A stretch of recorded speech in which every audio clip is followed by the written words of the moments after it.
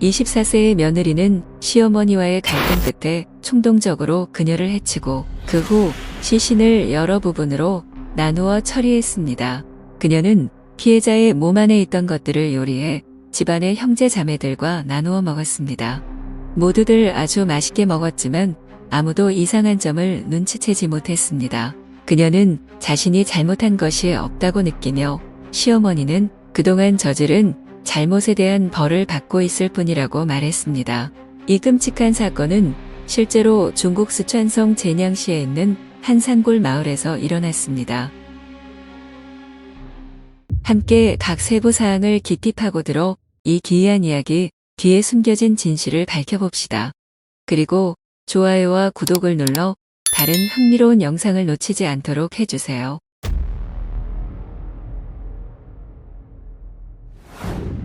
1999년 5월 4일 슝푸즈의 집에서 기이한 일이 발생했습니다. 그의 어머니 완 웨이전 68세이 사라진 지 2일이 지났습니다.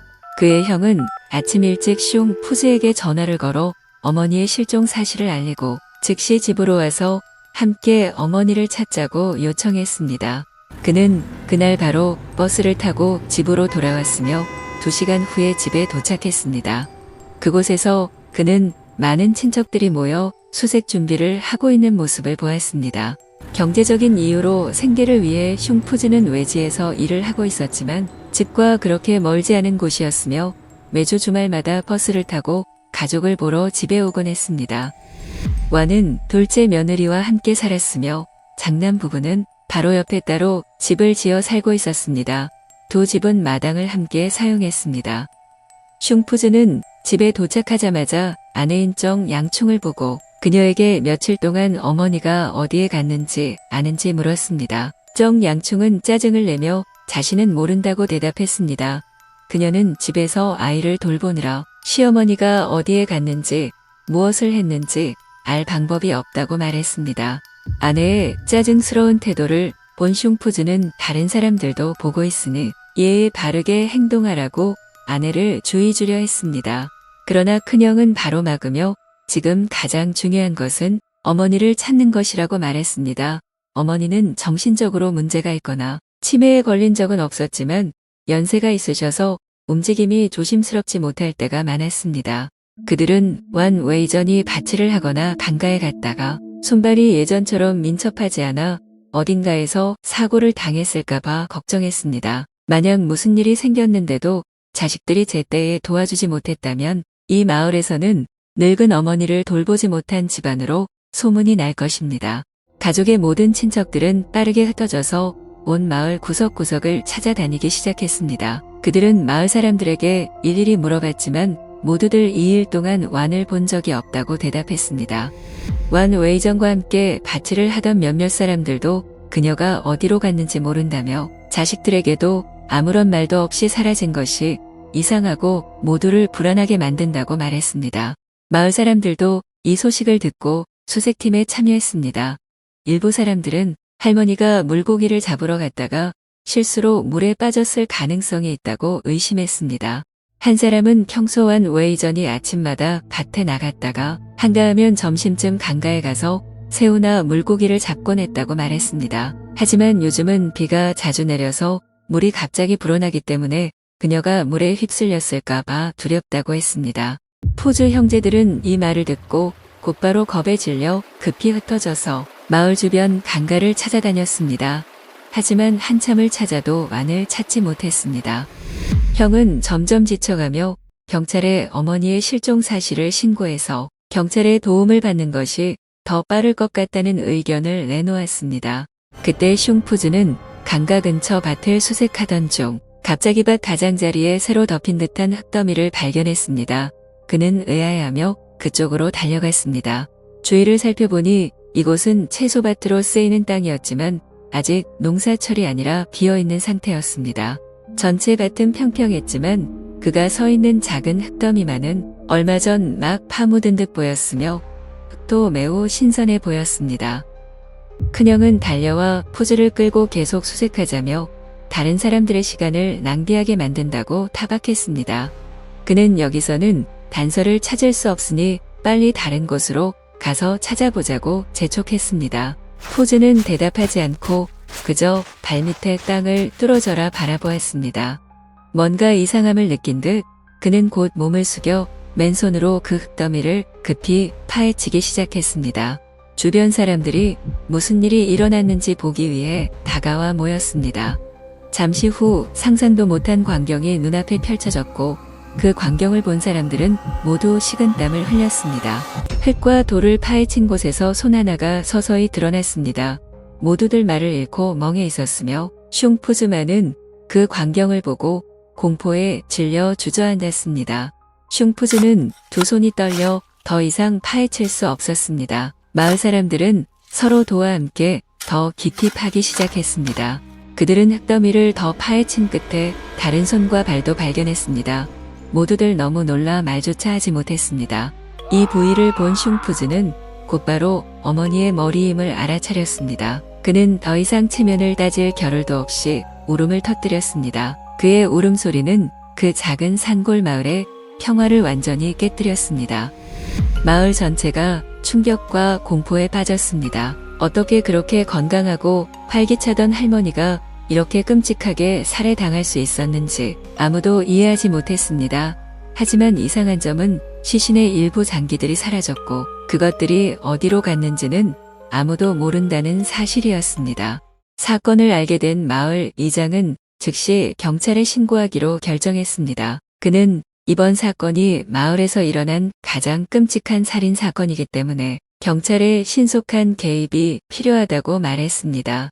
이번 사건의 성격이 특히 심각하다고 판단한 경찰은 가장 전문적인 수사팀을 사건 현장에 파견하여 증거를 수집하게 했습니다. 동시에 법의학팀도 함께 투입되었습니다. 법의학팀은 시신의 일부가 발견된 현장으로 곧장 향했습니다. 그들은 시신의 다른 부위들도 이 주변에 버려졌을 것이라고 의심하며 마을 사람들과 함께 계속 수색을 이어갔습니다. 예상대로 피해자의 몸통 부위도 그리 멀지 않은 곳에서 발견되었습니다. 그것들은 마대자루에 담긴 채 강으로 버려졌는데 흘러가던 중 나뭇가지에 걸려 그대로 남아 있었습니다. 이번에는 슝푸즈 형제가 시신의 일부를 보고 실종된 어머니가 맞다고 확인했습니다. 그들은 어머니가 누구와 원한을 져서 이렇게 끔찍하게 살해당했는지 이해할 수 없었습니다. 그런 와중에 경찰팀은 피해자의 집으로 돌아가 조사를 진행하고 단서를 수집하기 시작했습니다. 놀랍게도 불과 1시간 만에 이번 사건의 유력 용의자를 특정했습니다. 한 보고서에 따르면 경찰이 슝푸즈의 집에 도착했을 때 정 양충은 매우 이상한 태도를 보였습니다. 경찰을 보자마자 놀란 듯 피하려 했고 경찰에게 적극적으로 진술을 제공하던 큰 며느리와는 매우 달랐습니다. 그녀는 계속해서 부엌을 들락날락했고 결국 고깃집처럼 보이는 냄비를 들고 나와 밖으로 가져가 버리려고 했습니다. 경찰은 수상히 여겨 그녀에게 멈추라고 하고 고기 냄비를 압수했습니다. 수사팀장은 그녀를 감시하라고 명령한 후 현장에 있던 법의학자에게 곧바로 피해자의 집으로 돌아와 이 수상한 고기 냄비를 검사하라고 지시했습니다. 법의학자가 국자에 담긴 고기 한 조각을 꺼내어 확인해 보자마자 이상한 점을 발견했습니다. 이것은 고기가 아니라 내장이었고 보통의 동물 내장과는 달랐습니다. 법의학자는 정 양충에게 이 내장이 어디서 난 것인지 물었지만 그녀는 아무 대답도 하지 않고 무조건 침묵으로 일관했습니다. 옆에서 경찰 진술을 하고 있던 큰 며느리가 갑자기 끼어들어 큰 소리로 말했습니다. 그녀는 설날 때 고기를 한번 먹은 이후로는 몇 달째 고기를 먹어본 적이 없으며 매일 버섯과 강에서 잡은 새우, 물고기만 먹었다고 했습니다. 그녀는 시누이가 어디서 돈을 벌어서 돼지고기와 내장을 사서 모두를 위해 요리하는지 의아했습니다. 경찰이 가족이 이 돼지고기를 언제 먹었는지 물었습니다. 큰 며느리는 잠시 생각하더니 2일 전부터였다고 대답했습니다. 바로 시어머니가 실종된 날과 겹쳤으며 그날 저녁 식사 때 시어머니가 식탁에 앉아있지 않았다고 말했습니다. 평소에는 두 가족이 따로 밥을 먹었지만 정 양충의 남편이 먼 곳에서 일을 마치고 돌아올 때만 시어머니가 가족 모두가 함께 식사를 하자고 했습니다. 경찰은 이 점에 주목하고 즉시 피해자의 집 전체를 봉쇄하고 관련된 모든 사람들을 소환하여 조사하기 시작했습니다. 그 고기 냄비를 감식한 결과 그 안에 있던 것은 동물의 내장이 아니라 사람의 내장이었습니다. 이 정보를 접한 경찰은 곧바로 정 양충을 체포해 조사에 착수했고 그녀는 즉시 이 끔찍한 살인 사건의 주요 용의자로 지목되었습니다. 슝푸즈는 아내가 수갑을 찬 채 경찰에 연행되는 모습을 보자마자 무슨 일이 벌어진 건지 물었습니다. 경찰의 설명을 들은 그는 아내와 어머니가 자주 다투었던 건 사실이지만 아내가 범인일 거라고는 믿지 못했습니다. 경찰은 피해자 가족들에게 진실을 밝혀내기 위해 최선을 다하겠으며 진범을 반드시 찾아내겠다고 안심시켰습니다. 경찰서로 연행된 정 양충은 여전히 아무 잘못도 하지 않았다고 생각하며 왜 경찰이 자신을 데려오는지 이해하지 못한 채 경찰에게 빨리 물어볼 것을 물으라고 했습니다. 자신은 저녁 식사를 준비해야 한다고 말했습니다. 정 양충의 이런 어이없는 말에 경찰들은 매우 놀랐지만 더 이상 시간을 지체할 수 없다고 판단해 바로 그녀를 신문하기 시작했습니다. 잠시 후 정 양충은 시어머니를 살해한 사실을 자백했습니다. 경찰이 범행 동기를 묻자 정 양충의 대답은 현장에 있던 모든 사람들을 충격에 빠뜨렸습니다. 경찰 앞에서 정 양충은 피해자인 척 행동하며 자신이 시어머니에게 어떻게 괴롭힘을 당했는지 분노와 억울함이 가득 담긴 어조로 이야기했습니다. 며느리이기에 수년간 가족의 평화를 위해 참고 견뎠지만 시어머니의 잦은 꾸중과 신체적 폭력으로 인해 점점 더 이상 참을 수 없었다고 말했습니다. 정 양충도 만만치 않게 강한 성격으로 여러 차례 시어머니와 충돌했다고 했습니다. 그녀는 자신이 슝푸즈와 결혼한 첫날부터 시어머니 완 웨이전이 자신을 전혀 마음에 들어하지 않았으며 매일 이유를 만들어 자신을 비난했다고 진술했습니다. 결혼 초기에 정 양충의 피부가 매우 희고 고왔는데 이 점이 시어머니의 불만을 샀으며 시어머니는 비꼬는 어조로 며느리를 외국 여자라고 불렀습니다. 꾸중과 비난 외에도 완 웨이전은 정 양충이 하는 일이 마음에 들지 않을 때마다 자주 신체적인 폭력을 가했습니다. 그 후 한 기자가 정 양충을 인터뷰하자 그녀는 자신의 몸에 있는 상처들을 보여주며 시어머니의 잘못을 이야기하기 시작했고 시어머니가 검은 마음을 가지고 있었다고 말했습니다. 확실한 것은 이 집안의 시어머니와 며느리의 갈등이 이미 화해 불가능한 수준으로 발전했다는 것입니다. 슝푸즈는 아들이자 남편으로서 전혀 중재나 갈등을 해결할 능력이 없었습니다. 그는 시간이 지나면 어머니와 아내가 서로를 이해하게 될 것이라고 생각했지만 두 사람이 화해하기도 전에 비극이 찾아올 줄은 몰랐습니다. 사건이 발생한 날 모두가 일을 하러 나가고 집에는 완 웨이전과 정 양충 그리고 2살 된 딸만 남아 있었습니다. 점심 식사 후 정 양충은 딸을 먼저 재우고 나서 정리를 시작했습니다. 완 웨이전은 그녀의 행동이 느리다고 불만을 품고 중얼거리며 잔소리를 했습니다. 하지만 정 양충은 못 들은 척하며 아이를 달래며 재웠습니다. 아이가 잠들고 시어머니도 안쪽 방으로 들어가서 쉬었습니다. 정 양충은 아이를 침대에 눕히고 집안일을 하려고 준비했습니다. 잠시 후 아이가 깨어났지만 엄마가 보이지 않자 큰 소리로 울기 시작했습니다. 안쪽 방에 있던 완 웨이전은 아이의 울음소리에 놀라 소리를 질렀고 아이는 더 놀라서 더욱 크게 울었습니다. 양충은 급히 아이를 안으러 달려갔지만 아이는 아무리 달래도 울음을 멈추지 않았습니다. 그때 시어머니는 계속해서 며느리를 꾸짖으며 아이를 망치고 있다고 비난했습니다. 이 문제로 시어머니가 며느리를 싫어하는 건 이번이 처음이 아니었습니다. 양충은 즉시 화를 내며 시어머니와 말다툼을 시작했습니다. 집에는 둘만 있었기에 말릴 사람도 없어 이 다툼은 곧 심각한 몸싸움으로 번졌습니다. 완은 며느리의 머리카락을 계속 잡아당기며 입으로는 가장 독한 욕설을 퍼부었습니다. 이로 인해 정 양충은 점점 더 화가 치밀어 올랐습니다. 체력으로 따지면 68세의 완은 24세의 며느리와 상대가 되지 않았습니다. 젊은 사람의 힘이 노인보다 훨씬 강했기에 양충은 금세 완이 비명을 지르게 만들었습니다. 양충은 다른 사람들이 완 웨이전의 비명 소리를 들을까봐 두려워 급히 시어머니를 아주 세게 밀쳐내고 곧장 일어나 문을 잠갔습니다. 싸우는 과정에서 양충은 시어머니의 입술을 긁어 상처를 내어 피가 나게 했습니다. 완은 화가 나 며느리의 팔을 세게 물었습니다. 그녀는 고통스러웠지만 소리를 지르지 않고 팔 전체로 퍼지는 통증을 참고 견뎠습니다. 양충은 점점 감정을 억제하지 못했고 결국 시어머니의 목을 세게 잡았습니다.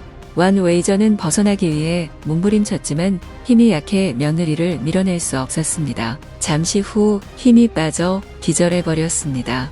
양충은 정신을 차리고 보니 어느새 시어머니가 숨을 거두었음을 깨달았습니다. 이렇게 완 웨이저는 며느리의 손에 비참하게 살해당했습니다. 범행 후 그녀는 전혀 두려워하는 기색이 없었습니다. 양충은 시어머니가 정말 죽었는지 확신할 수 없었지만 마음속의 분노가 아직 가라앉지 않았습니다. 그녀는 자신이 수년간 참아온 고통을 생각하며 부엌에서 무거운 물건을 집어 시어머니의 몸을 반복적으로 가격했습니다. 결국 완 웨이저는 완전히 숨이 끊겼습니다. 오랫동안 느껴왔던 분노를 모두 없애고 나니 그녀는 훨씬 행복해졌습니다. 그녀는 이것이 자신이 받을 만한 일이고 이 시어머니가 받을 만한 일이라고 생각했습니다. 그녀가 다음으로 생각한 것은 가족에게 즉시 알리는 것이 아니라 시어머니의 시신을 처리하는 방법이었습니다. 큰 시신을 방에서 옮기기 힘들어 그녀는 매우 잔인한 방법을 떠올렸습니다. 양충은 부엌에서 가져온 날카로운 도구를 사용해 시신을 처리하기 시작했습니다. 식별이 쉬운 중요한 부위들은 비닐봉지에 담아 밖으로 옮기기 쉽게 준비했습니다. 비닐봉지에 담긴 시신 부위들은 그녀가 무심코 강해버렸습니다. 시어머니에 대한 증오로 그녀는 시신을 쓰레기처럼 아무렇게나 버렸습니다. 경찰이 왜 시신을 그렇게 여러 조각으로 나누었는지 묻자 양충은 마치 당연하다는 듯이 대답했습니다. 과거 시어머니에게 자주 맞았기 때문에 자신을 때리던 부위를 없애고 싶었다고 말했습니다. 그러나 양충은 이 정도로는 자신이 저지른 살인을 완전히 숨길 수 없다고 생각했고 더 많은 처리를 해야겠다고 마음먹었습니다. 그녀는 마당의 돼지 우리를 바라보았습니다. 이후 양충은 시어머니의 내장을 꺼내어 돼지들에게 먹이려고 준비했습니다. 증거를 완전히 없애기 위해서였습니다. 그러면서 그녀는 웃으며 농담처럼 말했습니다. 그 사람의 내장이 시커멓더라. 그러니 그렇게 나쁜 짓만 했지. 가족들이 설날에만 고기를 먹을 수 있었기 때문에 자식들과 친척들은 오랫동안 고기를 먹고 싶어 했습니다. 양충은 일부 고기를 깨끗이 씻어 가족들이 먹을 수 있도록 식사를 준비했습니다. 그때 마침 형수와 다른 친척들이 돌아왔고 집안 가득 퍼진 고기 냄새와 풍성한 고기상을 보고 놀랐습니다. 아무것도 모르는 가족들은 국물 맛을 보며 아주 맛있게 먹었습니다. 유일하게 이 사건을 알고 있는 양충도 한 입맛을 봤지만 타들어간 듯하고 악취가 나는 무언가를 먹은 기분이 들어 매우 불쾌했고 그날 밤 내내 구토로 침대에 누워 있었습니다. 잠시 후 큰형이 문득 어머니를 하루 종일 보지 못했음을 깨달았습니다. 큰형과 형수는 온 마을을 다니며 행방을 물었지만 아무도 어머니가 어디로 갔는지 몰랐습니다. 다음날 아침 그는 동생인 푸즈에게 전화를 걸어 어머니가 실종되었다고 알렸습니다. 이때 그는 아직 어머니가 그저 어디선가 길을 잃었을 거라 생각했고 시어머니가 며느리의 손에 살해당했을 거라고는 전혀 몰랐습니다. 푸즈는 밭에서 어머니의 시신 일부를 발견하고 진실을 알게 되자 믿을 수 없었고 끝없는 고통에 빠졌습니다. 경찰이 양충에게 왜 처음에 시어머니가 의식을 잃었을 뿐인데도 반드시 죽여야 했는지 물었을 때 그녀의 대답에 경찰은 할 말을 잃었습니다. 그녀는 집안 사정이 어려웠고 시어머니는 당시 병을 앓고 있었는데 그녀를 살리면 치료비가 많이 들 것 같아 차라리 죽이는 것이 낫겠다고 생각했다고 말했습니다. 인터뷰 중 기자는 여러 번 양충에게 자신의 행동이 법을 위반한 것이라는 사실을 알고 있는지 물었습니다. 그녀는 초등학교 졸업 수준이라 법을 배우지 못했고 법을 알지도 못한다고 얼버무리며 대답했습니다. 그녀는 자신이 법을 위반했다는 사실을 몰랐고 생각조차 하지 않았다고 말했습니다. 대신 그녀는 자신을 괴롭힌 시어머니가 죽어 마땅한 사람이라고 굳게 믿었습니다. 경찰은 범인의 자백을 충분히 확보한 후 양충에 대한 긴급체포 명령을 내렸습니다. 경찰차에 태워 교도소로 이동하기 전 그녀는 순진하게 경찰들에게 놀라운 말을 했습니다. 양충은 집에 밀밭이 노랗게 익을 때 다시 돌아와 수확할 수 있는지, 아이가 보고 싶으면 집에 올 수 있는지 물었습니다. 경찰이 안 된다고 대답하자 양충은 매우 당황한 표정을 지었습니다. 그녀는 여전히 자신이 어떤 법도 어긴 적이 없다고 믿고 있었으며 시어머니의 죽음은 그녀가 너무 악독했기에 당연히 일어난 일이라고 생각했습니다. 이런 상황은 많은 사람들에게 한숨을 내쉬게 만들었고, 이런 비극이 사람의 본성이 약해서 생긴 것인지 아니면 법을 몰라서 이런 결과를 초래한 것인지 모두가 의문을 품었습니다. 마을 사람들은 이 사건에 대한 보도를 보고 충격을 금치 못했습니다. 피해자에게 일어난 일들이 너무나도 충격적이었습니다. 기자가 다시 마을로 돌아가 주민들을 인터뷰했을 때 모두가 완 웨이전의 가족 내 시어머니와 며느리 간의 관계가 매우 불안정했다고 인정했습니다. 피해자는 정말 독서를 퍼붓는 사람이었고 자주 며느리를 꼬집었지만 두 며느리의 남편들 또한 가족 내 갈등을 해결하거나 중재해줄 능력이 없었습니다. 이 사건 이후 마을의 많은 시어머니들이 두려움을 느꼈고 며느리들과의 관계를 원만하게 유지하려고 노력하게 되었습니다. 혹시라도 갈등이 생기면 자신들의 힘으로는 젊은 세대와 맞서 싸울 수 없을 거라는 두려움 때문이었습니다. 기자는 피해자의 집을 찾아가 두 아들과 다른 며느리를 인터뷰했습니다. 기자는 슝푸즈에게 아내가 사형 판결을 받을 가능성이 높은데 어떻게 생각하는지 물었습니다. 그 남자는 두 눈이 붉어지고 목소리에는 분노가 가득 찬 채로 아내의 살인 행위를 언급했습니다. 그는 양충이 반드시 목숨으로 대가를 치르지 않는다면 정의롭지 못하다고 생각한다고 말했습니다. 그는 아내가 자신의 유일한 어머니를 살해했으므로 그 여자를 절대 용서할 수 없으며 형량을 줄여달라는 탄원서도 쓰지 않을 것이라고 했습니다.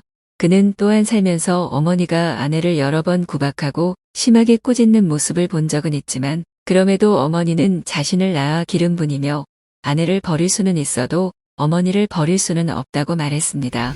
그는 형수도 함께 살았지만 어머니가 잔소리를 할 때마다 그냥 조용히 참고 싸우지 않았고 일부러 문제를 만들지도 않았다고 말했습니다. 왜 자신의 아내는 그렇게 하지 못했는지 이해할 수 없다고 했습니다. 노인은 누구나 성격이 까다롭고 같이 살다 보면 며느리와 갈등이 생길 수 있는데 조금만 더 참았더라면 일이 이렇게까지 되지는 않았을 거라고 말했습니다. 기자는 슝푸즈의 대답에 매우 놀랐으며 왜 양충이 결국 그런 끔찍한 일을 저질렀는지 이제야 이해가 갔다고 했습니다. 기자가 형수에게 인터뷰하며 만약 양충이 자신의 죗값으로 사형을 받는다면 어떤 기분일지 물었을 때 형수는 그런 일을 저질렀다면 누구든지 목숨으로 대가를 치러야 한다고 대답했습니다. 기자가 그녀에게 지난 세월 동안 시어머니와 크게 다툰 적이 있는지 묻자 그녀는 미소를 지으며 단 한 번도 크게 다툰 적은 없지만 자신도 그렇게 좋은 며느리는 아니었다고 말했습니다. 두 집은 마당을 공유했지만 각각 따로 살아서 마주치는 일이 거의 없었고 자신도 직업이 있었기에 시어머니도 어느 정도 양보를 해주었고 자신을 동서만큼 심하게 억압하지는 않았다고 말했습니다. 만약 시어머니가 괜히 트집을 잡고 욕을 해도 그냥 밖에 나가서 들으려 하지 않으면 화가 나지 않는다고 했습니다. 그녀는 동서가 문제를 해결할 때 너무 급하게 화를 내는 바람에 일이 이렇게까지 커졌다고도 말했습니다. 결국 양충은 법에 따라 사형 판결을 받으며 짧고 비참한 생을 마감했습니다. 이번 사건을 통해 경찰과 관련 기관들은 농촌 지역에서의 법률 교육을 더욱 강화하겠다고 밝혔습니다. 시어머니와 며느리 간의 갈등이 있을 때는 중재할 수 있는 권한을 가진 사람에게 도움을 요청해 이런 비극이 다시는 일어나지 않도록 해야 한다고 했습니다. 여러분은 이 사건에 대해 어떻게 생각하시나요? 댓글로 의견을 남겨주세요. 끝까지 영상을 시청해 주셔서 감사합니다. 안녕히 계세요.